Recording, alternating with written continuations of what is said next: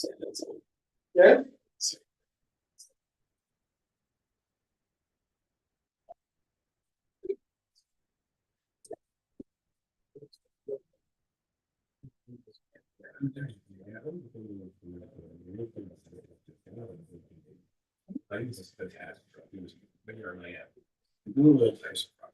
a lot of nuance right there. So if the definitions are already tricky, what about the different types of tenancies? I imagine that's crucial for figuring out rights and responsibilities. Hello.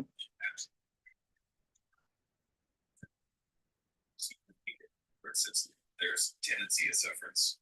That's where someone lawfully entered but then stayed too long without the landlord's okay. Surprisingly, under Nigerian law, they're still seen as a statutory tenant and they get protection. Yes, Mr. Chigozie, we can hear you. So we'll be starting very soon, right? So please kindly get set. You can just keep your mic muted for the time being, until it's time. I can see we already have one person joining. Mr. Emmanuel, thank you for joining us. We'll be commencing once it's 4 o'clock. So thank you once again for joining, Mr. Emmanuel. Yeah.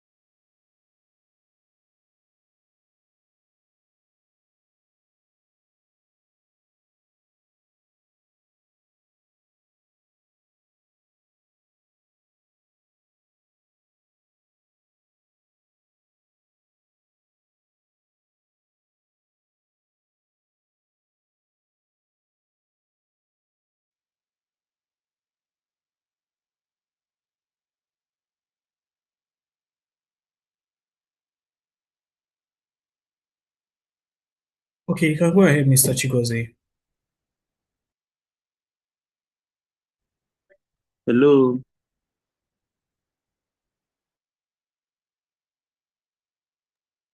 We can hear you.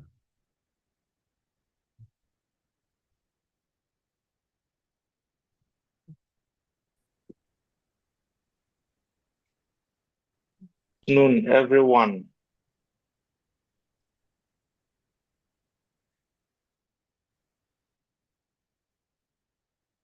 Yes, good evening. Not getting Please, any Karen. response. Yes, we can hear you. I think your line is breaking a bit. I don't know if it's just on my end, but we can hear you. Okay. Good afternoon, everyone. Um, we have just a very few people. Let's start while others join. While the others join. So, good afternoon once again, and a very warm welcome to everybody to today's session. So, thank you for taking out your time today to be here with us. So, if you are joining us for the first time, my name is Chigozie Nnadebejo Mary, and I'll be your moderator for today. And if you have been with us before, you are all welcome, and we are glad to have everyone here. Um, Today is special because we are diving into a topic that is on everyone's mind, which is the fintech industry and financial innovation. So by the time we are done today, I hope that we all at least have one practical step to take this week in order to position ourselves for what is next. So let us all relax and keep your notepad by your side to take notes and make yourselves comfortable. Pay attention as we continue. So if you have questions, drop them in the chat box. So without further delay, I don't know, since we are just a very few of us here, I don't know if we mind giving ourselves a little introduction. I don't know if we mind while waiting for the speaker.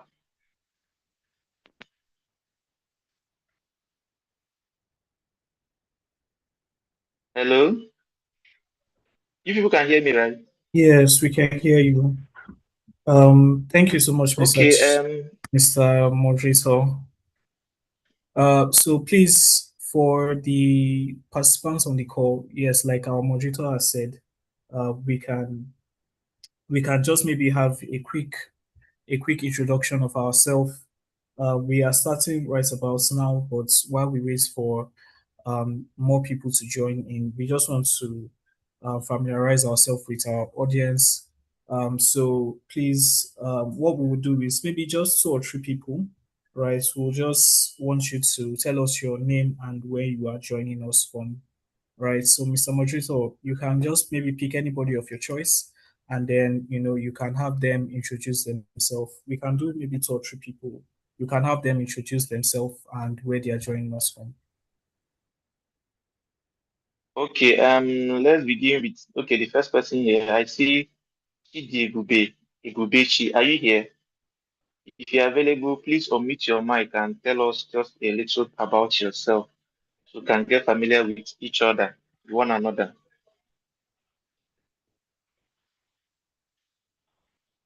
Chidi Igube, are you available? Okay, I think he's not available. What about Ebenezer?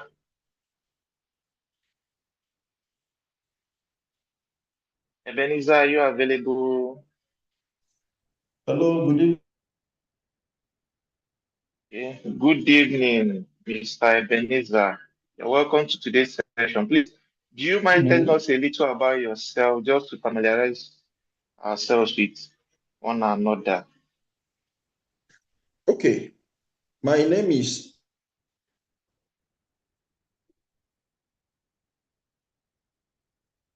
in medical law. I am Yeah. one of the facilitators of Gypsy Academy, and I take the medical health and tech law a course for Gypsy Academy. Thank you very much. It's my pleasure to join this webinar. I just saw the and I clicked. Thank you. Okay, you're very welcome, Mr. Ebenezer. You're very welcome. Um, it's good to have you around. So the next person, Emmanuel Uzodinma, if you don't mind, are you available?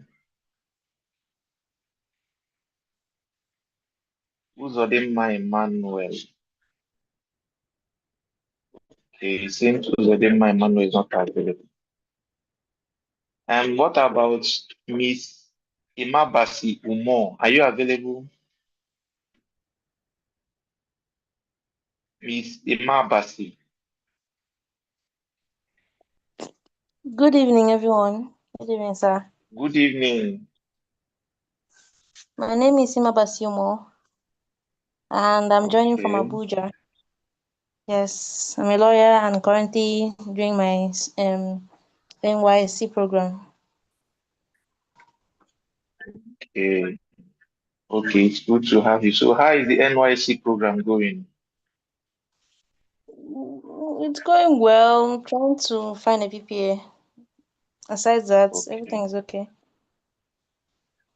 Okay. It's very good to have you. We hope this session enlightens us and gives us a step ahead when it comes to FinTech and financial innovation. So it's good to have you, Emma Basiumo. Very good Thank you to very have much. you. Thank you. Okay. Yeah, you're welcome. Um, what about Sophie, if you don't mind? Are you available? Sorry, Sophie will not be able to speak. So we already have a few people already on the call, so we would have our speaker joining us very, very soon. So sorry about the little delay. Right. So what we'll be doing right now is I'll be handing over back to the moderator very soon. Right. I just want our moderator to just help us quickly run through the profile of our mentor, while we expect him to join as soon as possible. To everyone who has joined in, thank you so much.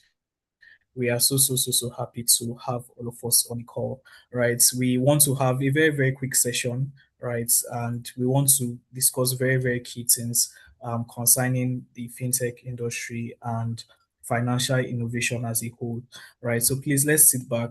Mr. Moderator, let me share my screen with you so that you can quickly introduce our speaker for today. Okay.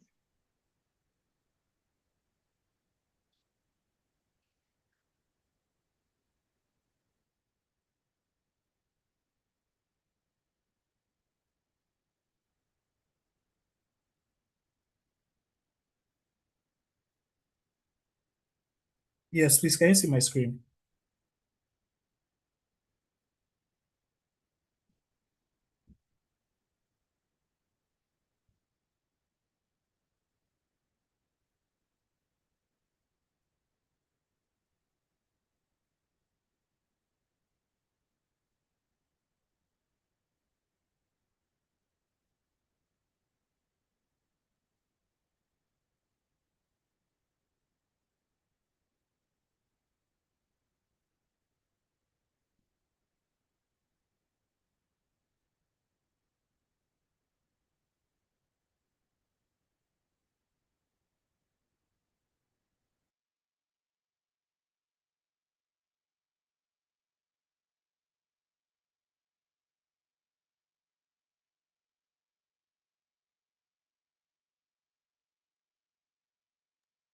Sorry, Chigozie, can you hear me? You are muted. I can't hear you. You have been muted.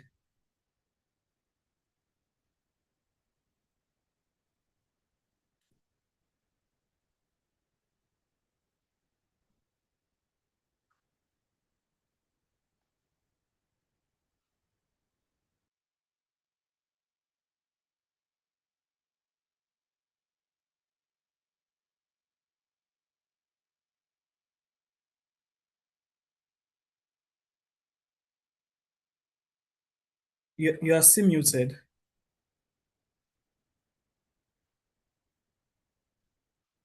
Can you hear me now? Okay. Yes, we can hear you. So Oh, please I'm let's so quickly run sorry. through.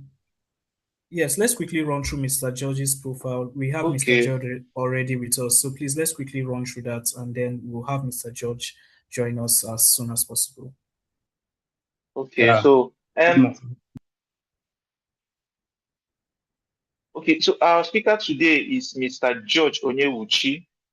Mr. George Onyewuchi currently heads FinTech engagement for First Bank and its subsidiaries across Africa at its Digital Innovation Lab, setting up and driving the bank's FinTech strategy. Mr. George is a link that connects technology, business, and ecosystem partnerships. He is at the intersection of products, partnership, and ecosystem building. He has led the tech solutions product development for SMEs, for SME banking business of a leading commercial bank, and have taken numerous financial and non-financial products from idea to market and growth. He has led the digital transformation in the client engagement process for leading commercial banks, including one of the Nigerian banking industry's first end-to-end account opening for corporate accounts and SME digital lending. His team have won numerous awards for powering growth of SMEs. He also provides advisory for Crypt Africa towards developing blockchain infrastructure and building the operating system for African business on blockchain, and hosts knowledge sessions on blockchain application to various industries within the African context. So, ladies and gentlemen, we have our speaker with us already. So I'll now leave the floor to him so that he will speak to us on today's topic. So, Josh, the floor is yours. All right. Good afternoon. And like we typically say, thank God it's Friday. And it's great to have me here again. And thanks for the introduction and the profile. Even though a bit of that, some of that have moved, but yeah, it's nice to have us here again. I think it's a good time to be part of what is going on in the tech industry generally. You know, fintech, tech. Um, it's really interesting times, and over the next um, 30 minutes, 45 minutes, an hour, it will be hopefully interesting conversations that we were going to have.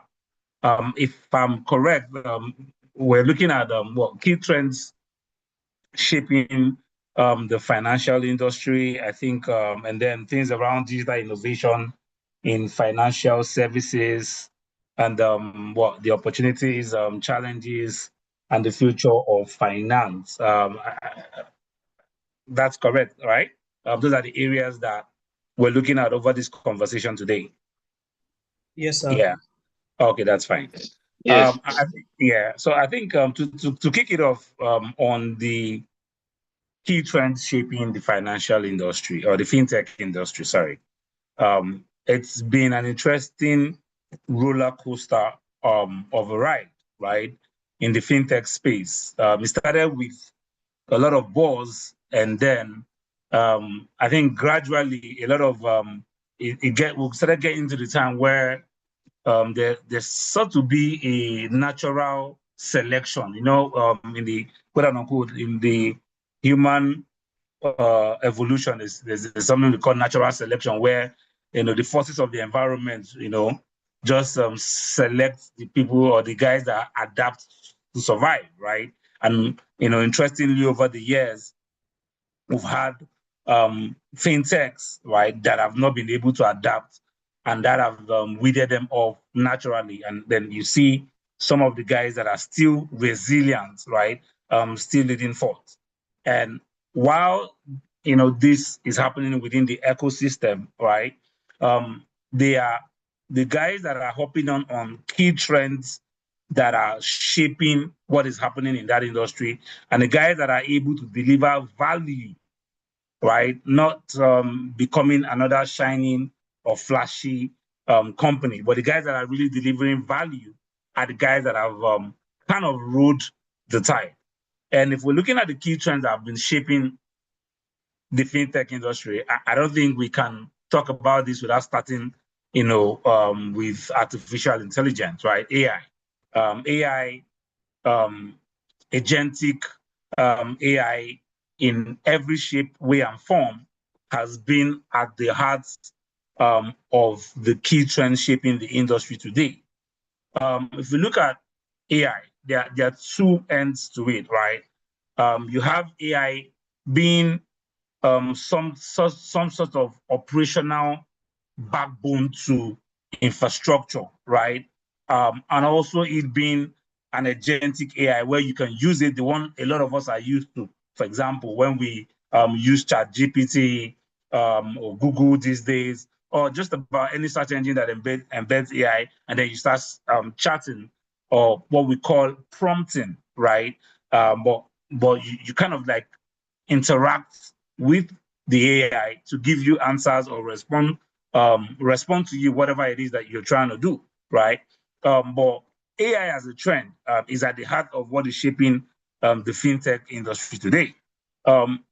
The first part, which I talked about on the infrastructure side, right, as an operational backbone, right, where beyond the general customer service chatbots that we are used to. Everybody knows a lot of the chatbots you talk to these days when you want to call customer service or when you interact with customer service, right? For a lot of fintechs, your first level of interaction is an AI chatbot.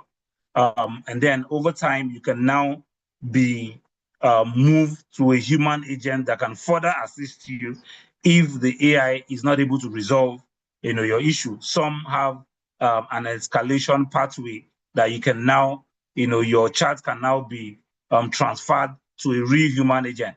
But the first engagement is typically you talking to an AI agent, right? That is trying to help you resolve, your challenge, right? So from that very first level of conventional chat bots, right, for customer service application, right, we have now kind of metamorphosed into core operational adaptation of AI, right? Things like in risk assessment, right? A lot of times when you want to go take a loan from fintechs, they try to assess whether or not you're qualified to take that loan. They do what they call risk assessment to see whether you are able to be qualified to take that loan and what is the limit that they should qualify you for. So that risk assessment is basically what is the risk or the chances that you're going to repay that loan if they give you that loan, right? At the heart of engines that do that risk assessment, you have AI now embedded into those engines because some of the fintechs use so many data points that it will take a lot of time for a human to start calculating using so many data points or using traditional Excel sheets that used to be used to do all those modeling, right, for your risk assessment. Now, AI does those things in seconds, right? They're looking at your age, they're looking at what you're earning, they're looking at your history, where have you lived before, what is how many family, what's the size of your family, to kind of determine how many people you're supporting, to understand how much is your disposable income and how much, of those disposable income you can actually afford, to dedicate to repaying. So you're looking at so many data points, right, that factor into determining whether or not you're qualified to take that loan. So that risk assessment part is something that AI is very much, brought into. You're looking at financial advisory. We have fintechs that have also embedded AI into the core work they do in financial advisory, trying to understand your finances, trying to understand the nature of your transaction to be able to offer you maybe investment finance, particularly advisory on how and where to put monies, right? Fraud detection is at the heart of a lot of the things that AI has been embedded into on the operational operational level or as an operational backbone for fintech. So AI is at the heart of a lot of the things that the fintechs are doing behind the scene, right? What we call back end, right? Behind the scenes that you don't see as the customer, right? But the other side is the agentic AI. That's the one that you typically see and that you typically interact with, right? Whereby you are now being able to chat with or have interactions with something called a bot, right? But typically called an agent, right? An agent is basically, that orchestration layer where it allows you to interact with the system or the AI system to perform different kind of tasks depending what nature of agents it is that you're interacting with, right? There are different agents that do different things, either specialized agents or generalized agents that like your typical agent that you chat with when you use chat GPT, right? So AI is a key trend that is shaping the fintech industry.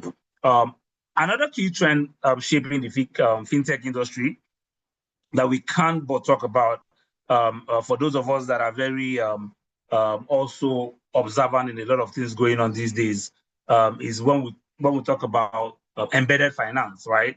Not too far off from what we're doing with AI is embedded finance and infrastructure. Basically, embedded finance is whereby fintechs are embedding finance into everything. Like you are subconsciously not aware. You're aware, but you're not conscious of it, that you're actually carrying out financial interactions, financial transactions in the everyday things that you do, right?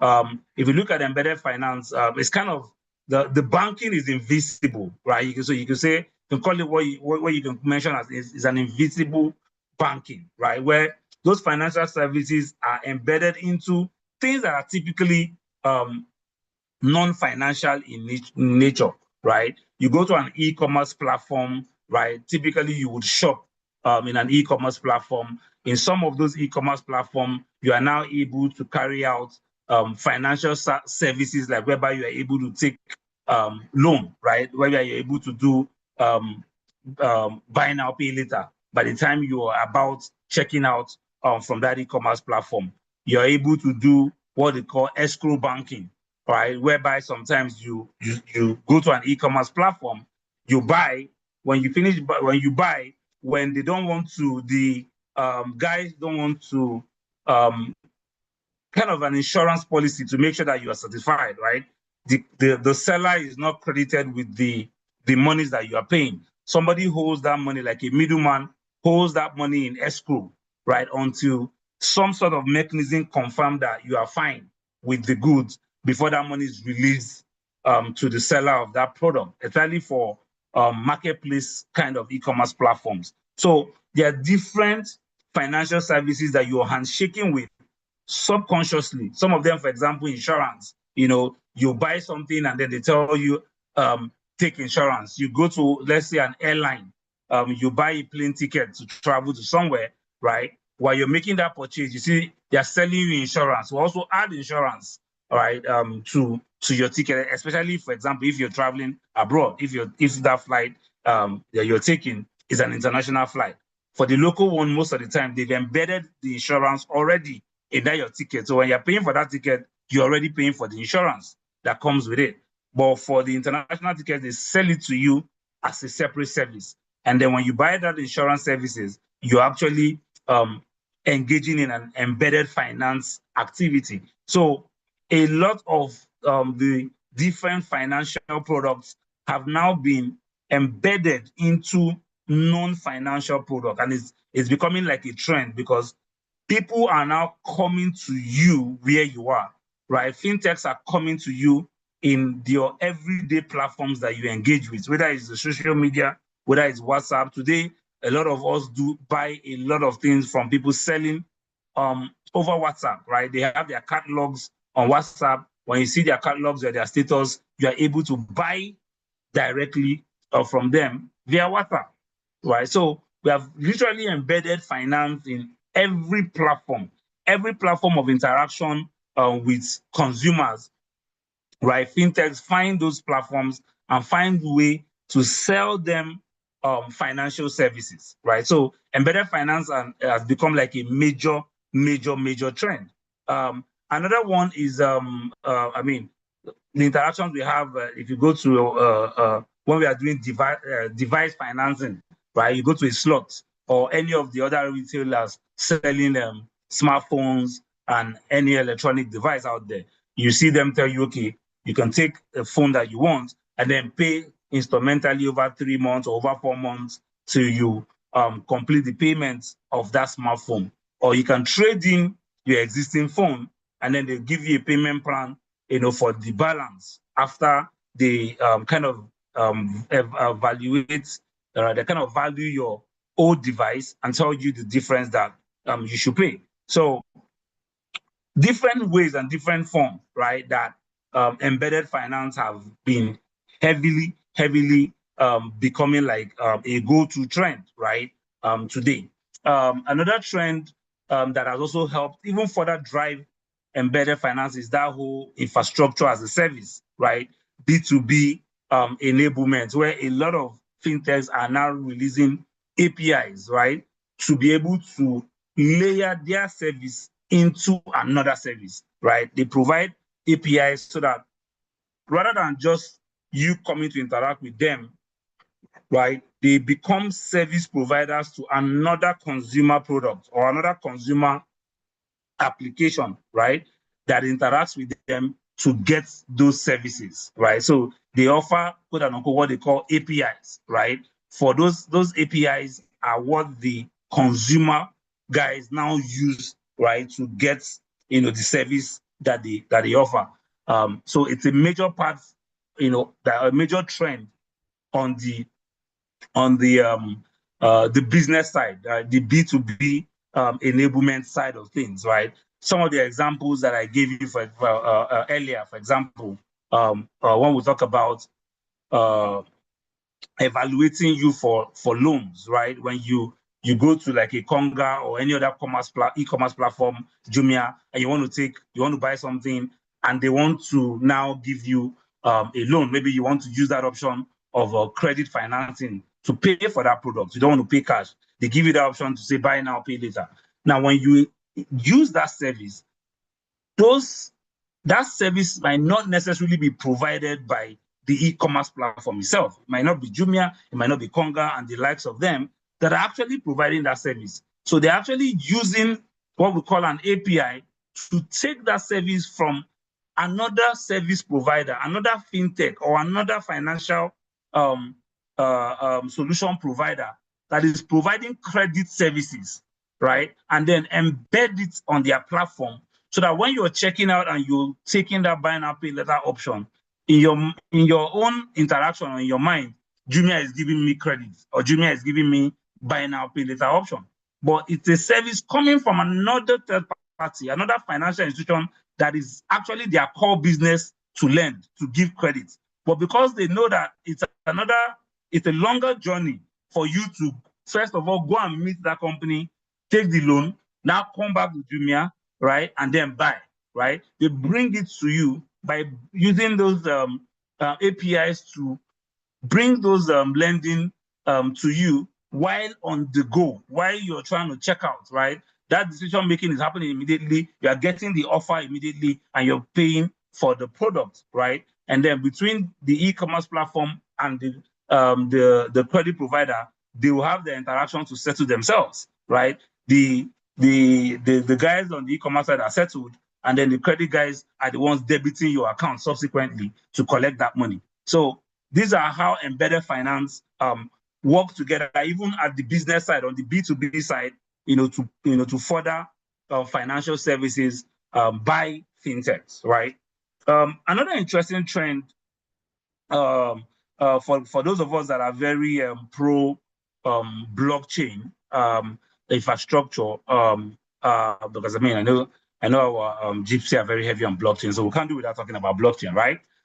Stable coins, tokenization, real assets tokenization is a major trend that have also over time become mainstream, right?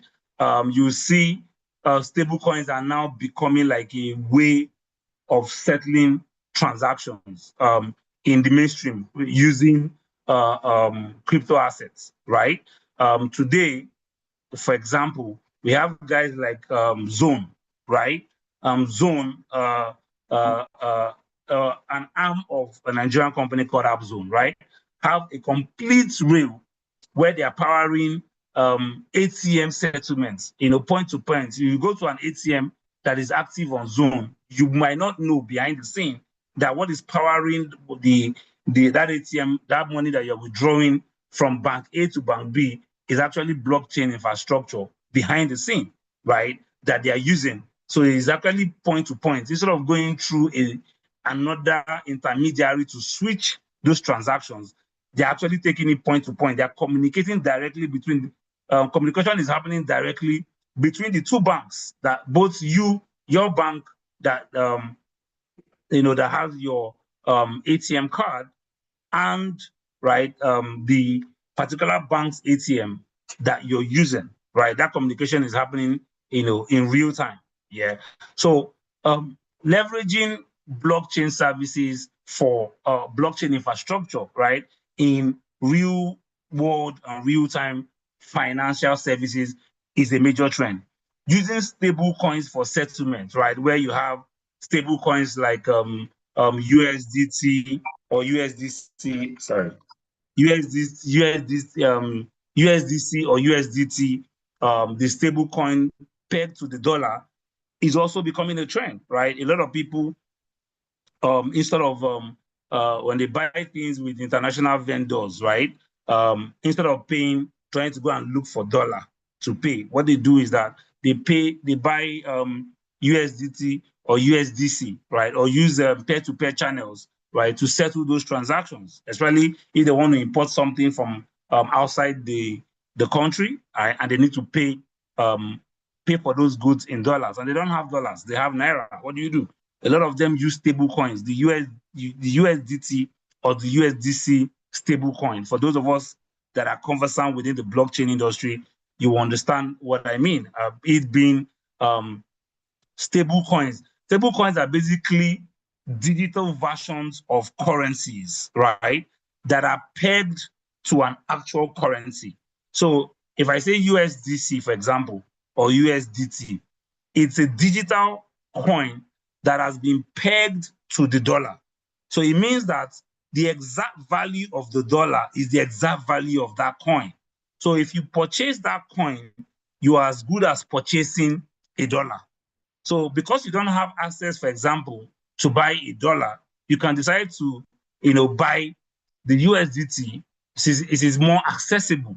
So if you buy 10 USDT, you're literally buying $10. So what you have is literally $10. The value of that coin is exactly pegged or exactly matched, right? Equal to the value of the currency that is pegged to. So you have the USDT for the dollar. They are the ones for Naira, for example, the e-Naira, right, that the CBN also tried to come out with not too long ago, right, which is a stable coin pegged to the Naira, right? So a lot of countries have fintechs that roll out stable coins pegged to that particular country's currency, right, to be able to facilitate international trade. And that also became like a trend all over in recent times within the fintech space and the general e-commerce space generally. So some of these trends have been very prominent in recent times. Assets tokenization also is a thing, right? We have a lot of fintechs, right, playing in real world asset tokenization, where you can do fractional ownership, right, of assets, right? Today, you don't have to have all the money in the world to buy a house. If you want to invest and own a house, right, you don't have all the money in the world to buy a big land, right, and go into, let's say, farming. Now, people have now decided to acquire these assets and break them in fractions and convert those fractions to tokens so that, and that's what we call tokenization, so that when you acquire those tokens, right, you have ownership of a piece of those assets. For example, if you take a real estate, right, let's say a house, and say, I'm tokenizing this house and I'm creating, let's say, 100 coins or 100 units of tokens, right, that represent that house. So it means that the total value of that house, right, if, for example, that house is 100 million, right, that 100 million has been converted into 100 tokens, right? Now, these 100 tokens, right, um, uh, uh, not wanting to start going into NFTs and all those kind of things, but I just try to keep it simple. Now, these 100 digital tokens represent 100 million in value, right? Which is what this house is. Because you cannot break that house into 100 pieces, you've represented the value of that house, with 100 tokens. So for each person that acquires or buys that token, so let's say you sell each of those tokens for 100 million divided by 100, that's like 1 million, right? So let's say each of those tokens are sold for #1,000,000. It means that 100 of us having those 100 tokens that we've purchased for 1 million each represents 1 million in value, right? Of that building, of that house. So we all 100 of us own that property jointly. So if that property, for example, is put into rent, let's say somebody start renting that property, right? When he rents that property and that property generates income, that income is shared in the ratio of the tokens that we all hold. So if I decided to buy 3 tokens, right? So I used 3 million and I bought 3 tokens. Somebody else decided to buy 2, right? When that income is generated from the building, the ratio of sharing that income to all of us, I will get three parts of that income, while the other guy that has 2 tokens will get 2 parts of that income. The other guy that is holding 1 token will get 1 part of that income. Just like that, and everybody that owns the token shares in that income. So that's how people, kind of bring money together to invest in real world assets, right? And own it per fraction. So there's a lot of fintechs that have gone into the business of creating these opportunities, right? Fractionalizing and tokenizing real world assets so that a lot of us that don't have the capacity to buy this asset in their wholeness can be able to invest in those assets in those fraction states. And on the trend side, I think probably the last part I'll just touch on the trend side will be around how the fintech space is evolving, right? Maturing, consolidating, and how investor focus is changing. Part of the trend happening now is people are pivoting to sustainable growth. You used to have fintechs, the whole facade that everybody's launching company. Sometimes we call it the founder of nothing enterprises, right? You're not really adding value. You don't really have a product of value. You just launch the company, all because you want to raise money, all because you're trying to get investor dollar, because you hear fintechs are raising X $100,000 here or $1 million there. And people were not really focused on sustainable growth. They were just doing anything to get kind of get traction so that they can attract funding, right? And we've seen that over the recent times, there's a trend that to move to sustainable growth because investors are not buying it anymore, right? People are not funding, those flashy, fancy businesses that don't have sustainability, right? Investors are now heavily concentrating on, later stage fintech, guys that have, been tried and tested, right? And are now becoming profitable, or their growth is sustainable, rather than guys that are doing, get flashy things that just give them false growth, right? That is not sustainable over time. So there's been that pivot of investment into fintechs that are showing sustainable growth rather than the quick flash in the pan kind of fintechs, right? the market is also consolidating. A lot of fintechs, rather than playing and competing among themselves, they are also being acquired, or they are coming together to consolidate to be able to compete sustainably in the market space. We've seen a lot of guys acquisition happening in recent times, right? Likes of Flutterwaves acquiring Mono, right? Why Mono's competition, died out in Okra, right? And then they had to be acquired by Flutterwave, right? We've seen where the guys like what's this lending company again, Migo, right? Get investments from a traditional lending capital firm, right? First Ali Capital, right? Acquiring a majority stake in Mono, right? To deepen their lending business, right? So we're having that consolidation, that market consolidation, and looking at building sustainable fintechs, right? Rather than the quick flash in the pan guys that just want to quickly raise money and really don't add a lot of value, right? So those are some of the key trends that are shaping the fintech space today. If we look at the other part of the topic, which is I think is something around digital innovation in financial services, right? What are the innovations happening in the financial space, particularly when you look at the Nigerian context, right?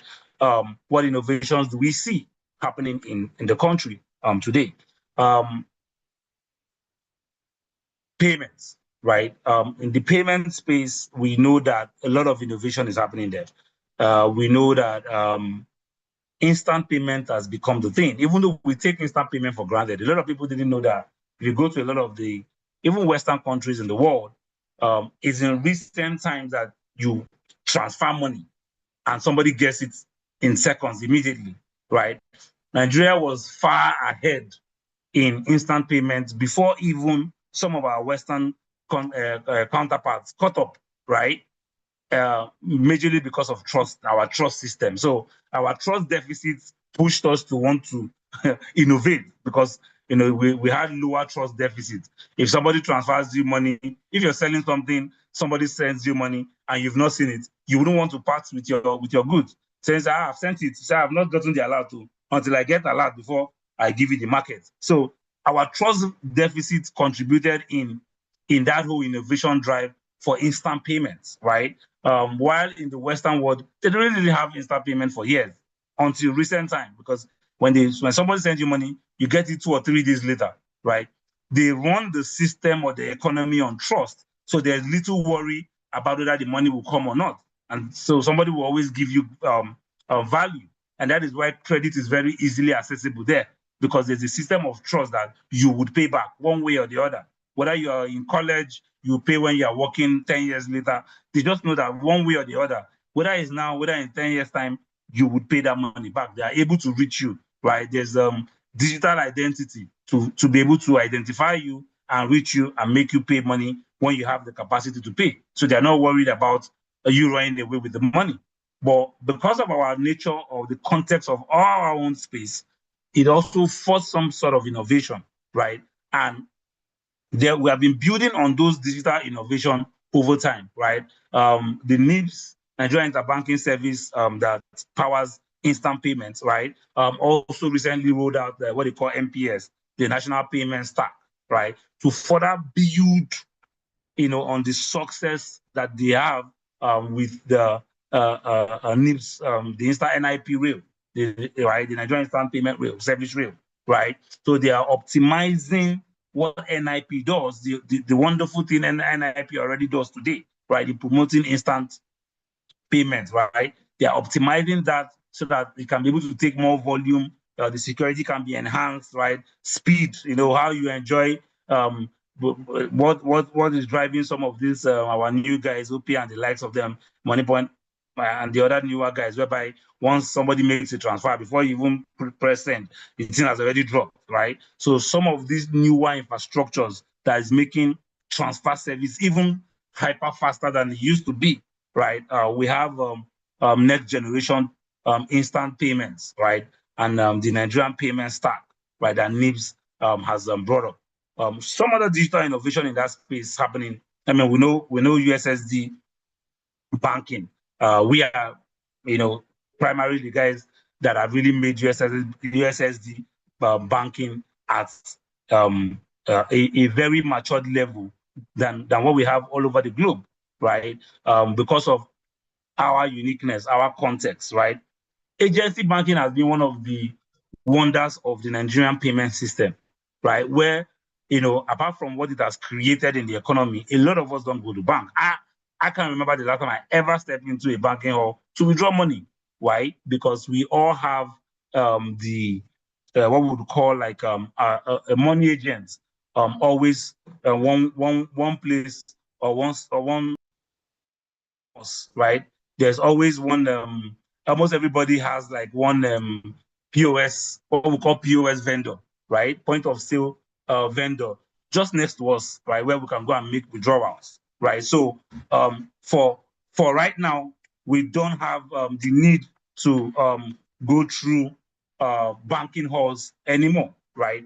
For the most part, except you really want to do some other type of financial services. So agency banking, human ATMs have become like a major innovation all around us, right? Neighborhood kiosks, every corner shop, you almost can't walk 2 or 3 blocks without having somebody, sitting somewhere with an umbrella or in a shop that is actually doing financial services with a POS terminal, right? Other digital innovations have even gone further to start geomapping those POS terminals so that if you carry those terminals away within a particular range, right, those terminals would alert the core systems for proper monitoring or can even shut down, right, so that they are able to check fraud and other unsupported services that people are also using those terminals to perpetrate, right? So geo-mapping of POS terminals or point of sale terminals has been another new innovation that has actually been coming up in the space. I mean, you can't talk about digital innovation without still mentioning AI, right? The role AI is playing generally in different aspects of fintech space and fintech life, whether it's digital lending, right? How they are able to use AI, to do credit scoring, right? Check your risk rating and score you, right, to enable you to qualify or don't qualify for a loan, or whether we are using, especially all these unsecured loans, these are quick loans that we use apps to take, micro lending basically. How we're using that to do alternative data scoring, right? So AI underwriting is a major digital innovation, right, that we've seen in this space. You also have seen in how traditional banks or traditional financial players are now modernizing what they're doing, right? They are either modernizing their banking infrastructure to deliver core services, or some of them are also setting up digital banks. So you will see the main bank that then you see another version of the bank that is digital that you are interacting with. And that digital version is almost giving you a complete different set of services and appeal than the traditional bank that you know. So you see let's say a Wema bank that you know traditionally, but on the digital side, you now see an alert, right? An alert that is literally a digital new bank sort of, right? That becomes like that digital play. While the traditional bank, Wema, does things in the general traditional way. So you've seen that hybrid between banks, almost all of them now having their own pseudo banks in the digital world that is carrying out digital banking, right? And keeping up with consumer trends, right? While their traditional physical banks, still carry on to serve that particular market. So that has been like a major trend, right, in digital innovation, in the fintech space. I think lastly on that, I'll touch on the regulatory side. There's been also digital innovation on the regulatory side. Some of us might have heard about the regulatory sandbox, right? Where CBN has brought out. So for some of us that want to start fintechs and we don't have the money to go and acquire licenses, right? CBN brought out what we call a regulatory sandbox, where you can apply to join the sandbox, and within that secured, compliant environment, you can create your digital service or your financial service, right? And CBN can give you a pathway, right, to actually serve consumers with that service without having to spend money to acquire the original license that you needed to actually carry out that service, right? They are able to give you provisional approvals, right, to be able to, carry out that service when through their CBN regulatory sandbox, right? So you are able to be compliant while not being able to have the necessary both financial and other requirements that you would have naturally needed if you needed to acquire, right, those license. So the regulatory sandbox, which the CBN has kept expanding, right, is one of the digital innovations in this space. Also, the localization of data. So some of us that are not active in this space might not know that one of the major things that have happened in recent times is where regulators have now required a lot of fintechs to localize their data, where they are hosting consumer data, especially those that are into financial services, right? They don't want you to have your customers' financial data stored in a cloud environment that is maybe not in Africa, for example, or not in West Africa, for example. They don't have server in West Africa, or they don't have server within Africa. The server is in Europe, and then you now take a customer's bank details and go and host it in that place, right? There's been a heavy push for localization of data, right? Financial data for fintechs playing in the financial service space. So that is also a trend, an innovation that has happened. And that is why a lot of hosting services and even the guys that we know, AWS, Azure, and the rest of them, are now having data centers across Africa so that they are able to also meet that need for data localization. So a lot of them now have data centers in most regions. You see, AWS will have data center in West Africa, Azure, Microsoft has in West Africa. So all of them are now opening data centers in different zones of Africa to be able to meet that whole trend on data localization. And I think lastly, on the topic of the day is also where we're talking about opportunities, challenges, right, and the future of finance. Opportunities. What are the opportunities we have in this space? What are the challenges, and what is the future of finance? Right. We'll just breeze through them quickly. If we look at the opportunities, right, the things that are shifting, right, the opportunities the things that are shifting the market today. One of the biggest one is what you can call personalization, hyper personalization at scale. So it means that even though we are 10 million customers of a fintech or a bank, how can they talk to 10 million of us in a personalized way? When I engage with the app, how can I see things that are personal to me, and the next guy engages with the app and see things that are personal to them, and the third guy engages with the app and see things that are personal to them? So we are able to personalize the experience, right? Even though at scale, even though you're serving millions or hundreds of thousands or tens of thousands of clients, right? But you are able to drive personalization at that scale, right? It's a major opportunity in the space. A lot of the big financial organizations, banks, and the likes of them, they are seeking for solutions. They're seeking for service providers that can provide them this personalization and scale, right? People that can give alternative data sets at scale for utilities.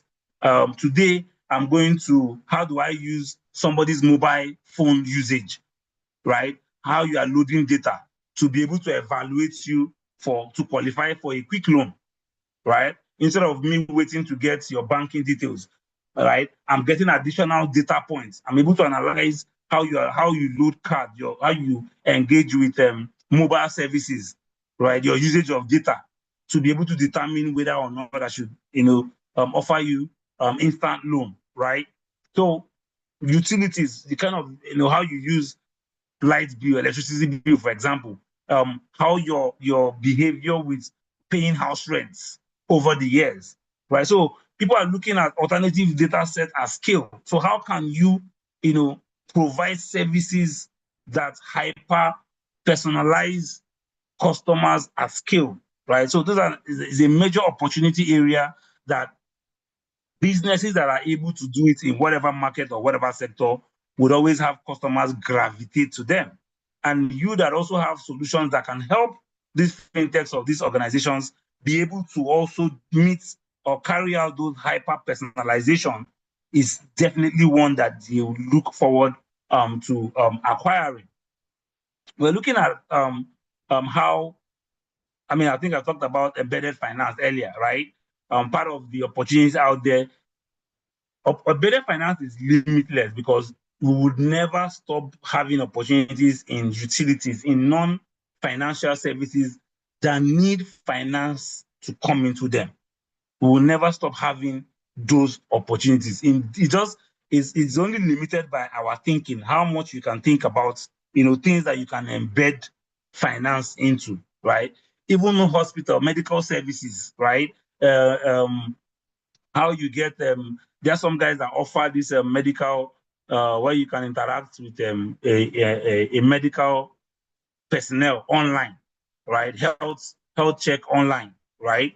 To acquire medical advice, right? And all that. And in doing that, you also pay some form of payment services, or you're able to book sessions, right? Health sessions at particular hospitals. But there are different ways you just can embed financial services into different non-financial things, right?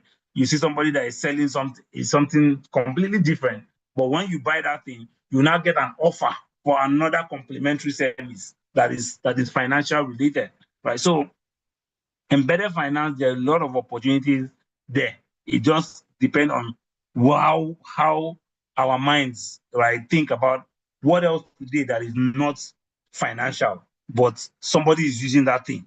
People are interacting with that thing that you can bring a financial service into in one way, shape, or form, right? We talk about financial inclusion. There will always be opportunities in financial inclusion, how you can actually bring in more unbanked people, right, into that space. Agency banking have done a whole lot around that area, right, with the whole POS that is opening up everywhere, even in the remotest of villages, you see POS corner shops there. But there are still opportunities to bring more unbanked people, whether using traditional rails, whether using decentralized rails, right? Blockchain technology, there's a lot of opportunities there.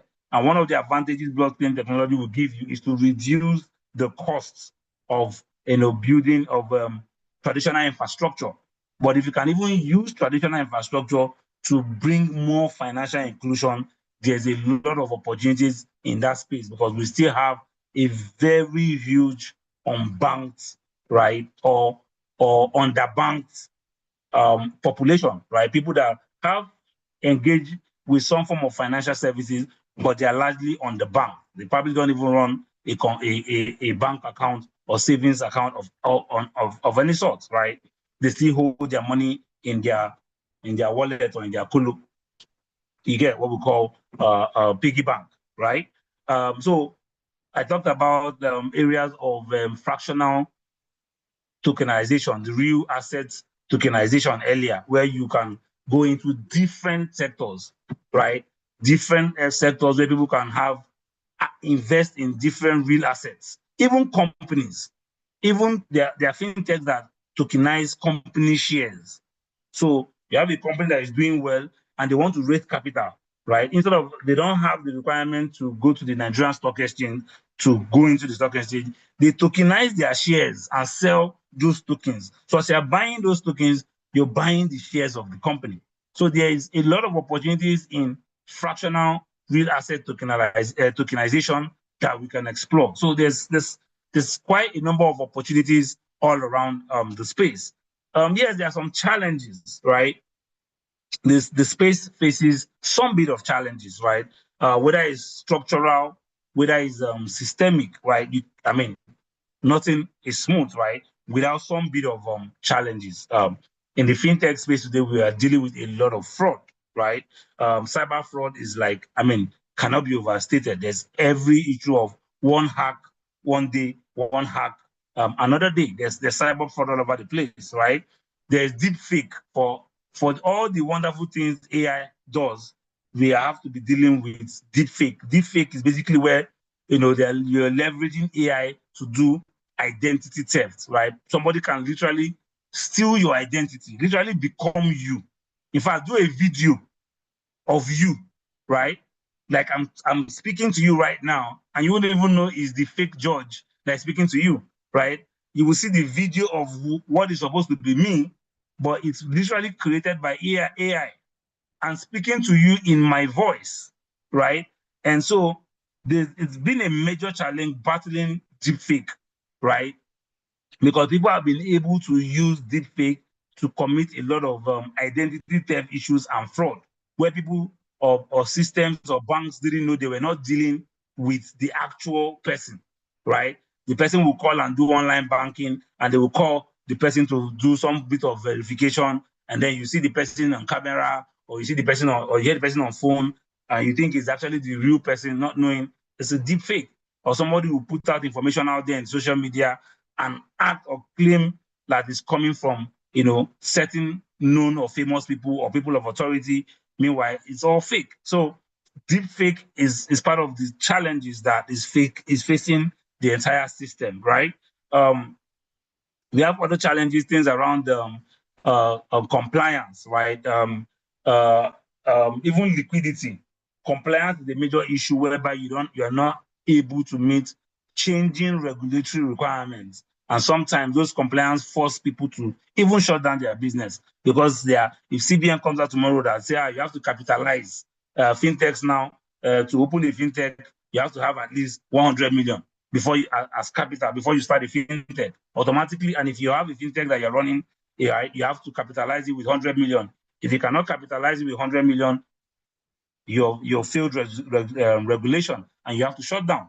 A lot of fintechs and banks over the years have shut down because they couldn't meet capital requirements, right, of CBN, especially guys that are engaged in banking services, right? So it's a challenge.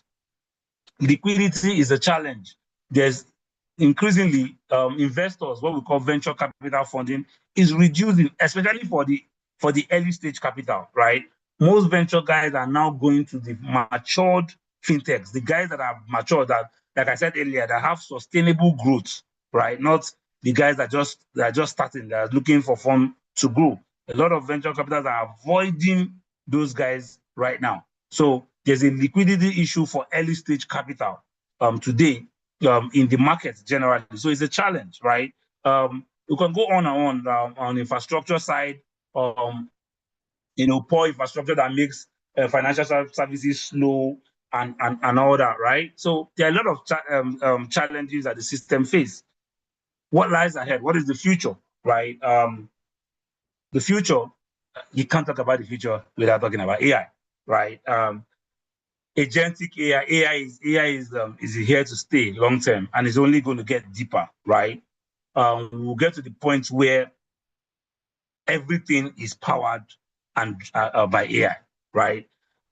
It will transition, from the human initiated things that we're clicking to become driven and powered by AI. Autonomous software agents that will manage everything, right? End to end, manage everything. You can just wake up in the morning and just, prompt or even talk to your AI agent, right? And say, okay, here's what I need to do today. I need to do X, I need to do Y, I need to do Z. Help me organize my books like this, create my calendar. You can just start your day and like, you know what? Check my calendar, schedule a meeting for me by 2 o'clock with let's say, let me see, pick somebody from the audience. Schedule a meeting with me with Chigozie Nadebe. Sorry if I murdered your name though. For 2 o'clock. And reschedule the meeting I had for 4 o'clock and make it 5 o'clock and add Ebenezer as part of the meeting invite. Load my airtime and activate my data subscription. And I also make sure that you check if my investments in XXX Forex has hit a particular point, stop the trading for me. These are activities that you probably take your time in a whole day to do, and you just give those commands to AI and move on with your life, right? And the AI literally does it, right? Goes to your calendar, goes to your contacts, your contact book, schedule that meeting with the person, send the person an email about the meeting, goes to your enters your banking app, loads your data, subscribe your subscription, goes to the guy just does everything for you. It's already happening today, right? So where we are going to is where the more AI becomes mainframe, agentic AI will power literally everything for the most part that we are doing, especially when it comes to digital, right? Regulatory models will be hybrid, right? Stable coins will become the thing, and CBDCs, right? Basically central banks that, digital currencies, right? Will become like a thing. So I will be able to use eNaira, right, to exchange and buy something with Ghana, right? I will be able to use eNaira when I travel to Ghana or when I travel to UK and use another version of their stable coin, to exchange value without actually touching pounds, without actually touching Naira, right? Future lies ahead whereby stable coins become mainstream. And it's already happening today with the USDT and the USDC because dollar is like the international currency of trade, right? But we are going to see the yuan, the e-yuan, right? Or China, with a lot of things that are bought from China will become a thing, right? We already talked about the invisible bank, right? The embedded finance will become everywhere. Like banking will be happening literally in every shape, way, shape, and form, right? A lot of people will be carrying out, a lot of businesses will be doing banking services without necessarily holding banking licenses, right? Utility guys will be doing banking services without holding licenses, right? For banks. So ahead of finance is going to be one that is going to be very mobile, very nimble, and very result driven. AI embedded finance are going to lead that space. And of course, regulation would naturally follow up to catch up. And that's why I mentioned the stable coin part for the blockchain enthusiasts, where CBDCs would be able to be interoperable, like stable coins from one country will be easily exchanged with stable coins, across Africa, not just the USDC and the USDT that have become mainstream today. It will become a thing among countries, and digital currencies will exchange seamlessly. So I think I will leave there for now, and then if we have further interactions or further questions, we can extend the conversation. But just to give us a bit of a take, right, around the trends in the financial space, digital innovation in the financial space, and of course, talked about the opportunities, the challenges, and the future of finance. Thank you very much. I think I'll pause at this time. Thank you so much, Mr. George, for helping us run through that. We really did enjoy your session.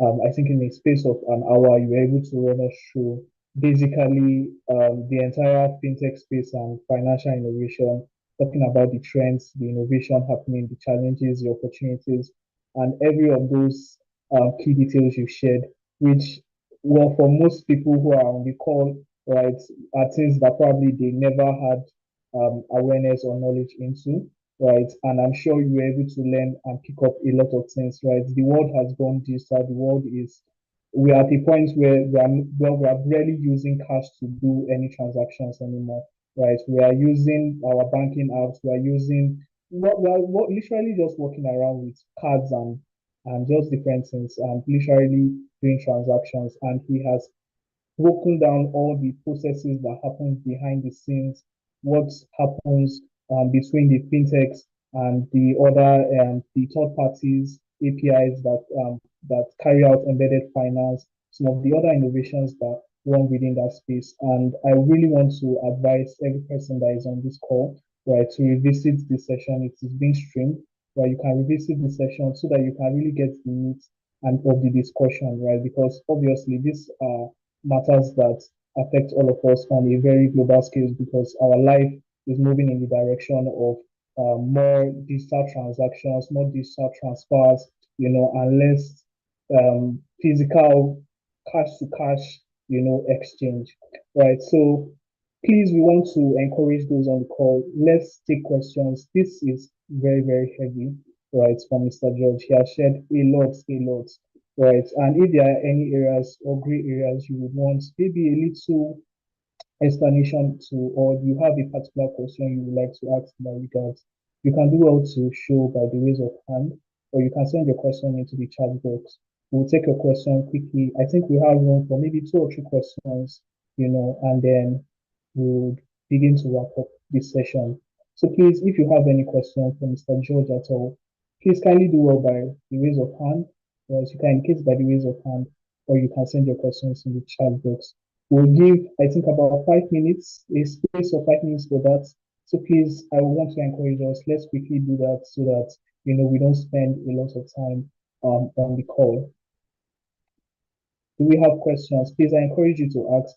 This is a public webinar, right? To get people who are not necessarily aware of the space into the space, right? To understand finance in a way that you've not understood it before. To get you, well, we cannot cover everything, right? But we can give you an idea of what the financial and the fintech space is about and how it affects you in your everyday business, what is going on behind the scenes that you do not necessarily see, and why you can have the confidence that, for instance, if a bank or a fintech close today, what will happen to your money? Where will your money go to? All of that reality behind it. Why would that not happen? Right? These are areas we can generally ask questions around. So I want to encourage you. It's an exciting topic. Let's engage.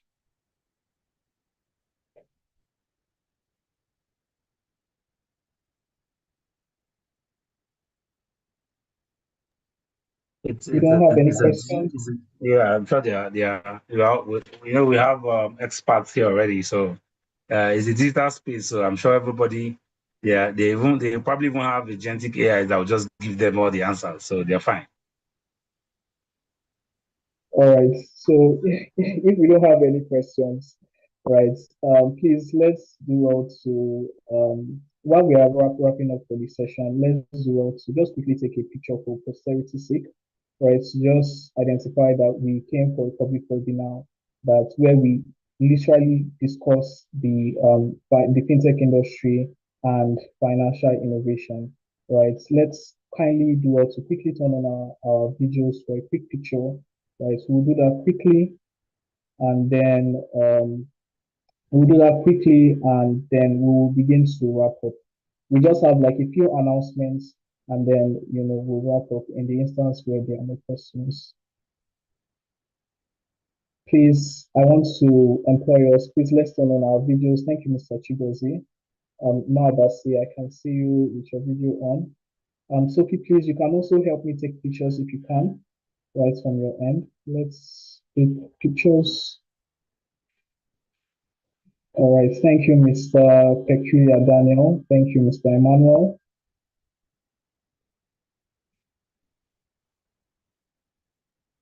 Okay. Yeah. So for my end, that's for pictures. Thank you to everyone who was able to turn on their videos and for everyone who came in on call. Right. So like we mentioned, this is a public webinar, and the reason why we organized it was to give our broader audience, right, a taste into some of what happens in the GT mentorship and internship program when we discuss fintech. Mr. George is one of our mentors in the fintech industry, is an expert, and he has several years of experience, both not just hands-on experience, but also estimating information. We read that in his profile. So please, I think you can do well to connect with Mr. George. You can search him on LinkedIn, and then connect with him. If you have questions, I'm sure you can reach him out through that medium, and he will do well to respond to you. For the announcements that we have,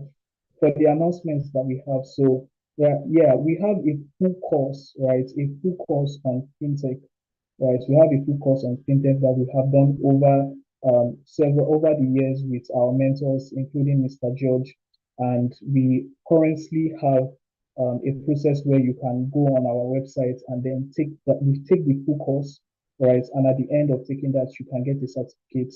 For those who registered using the registration link we sent out, we will do well to send you an email, right, having that link to it. So if you want to take the a full course on FinTech, you can do that, right? So today is day one, right? This webinar is a 2-day webinar series. Today we have discussed the FinTech industry and financial innovation.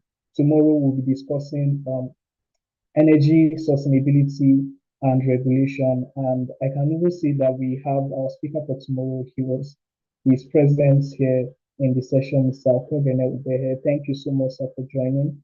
We are happy to have you on the call. Right. So tomorrow is the same thing, same time. Well, not same time. Tomorrow is 3 p.m. Right. So please, for those who are here, if you can make yourself available, I'm sure just like the way we've interacted in today's session with the information that has been estimated, right, we'll be receiving in like magnitude something similar, well, probably something heavier from our mentor, from our speaker scheduled for tomorrow, right? You'll receive an email to that regard. And well, for those who are coming from our Gypsy platform, you receive notifications within our public groups. So thank you everyone for coming on board today. We are so happy to have you all. Thank you, Mr. George. We are really excited and delighted to have you come share your knowledge and your vast experience, right, for free, right? This is something that professionals will pay money for, heavy money for, right? And you have done that for free here. We say a big thank you, sir. So we say a big thank you, right? Like we earlier pointed out, if you are interested in learning more about FinTech, we'll send you the link and then you can do also register for our course and take the whole course process. Thank you, everyone. Please do enjoy the rest of your evening and see you all tomorrow. Thank you, Mr. George, once again, and enjoy the rest of your evening. All right, thank you. Have a good day.